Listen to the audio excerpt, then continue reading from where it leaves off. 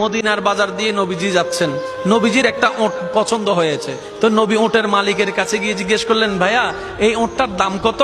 ওই দামাদামি হলো, নবী সে দামে কিনতে রাজি হলেন, কিন্তু নবীর কাছে তখন অর্থ ছিল না। তখন নবীজি ওনাকে বললেন, আপনি আমাকে ওটটা দেন, আমি এখনই গিয়ে আপনার সেই প্রাপ্যটা পাঠিয়ে দিচ্ছি। ওটের মালিক ওনাকে ওটটা দিয়ে দিলেন। আশেপাশে যারা ওটের মালিক ছিল সবাই জিজ্ঞেস করতেছে, এই পাগলা, তুমি কি যাকে ওট দিয়েছো তাকে চিনো? বলে যে না। নাম জানো? বলে যে না। পরিচয় জানো? বলে যে না। ঠিকানা জানো?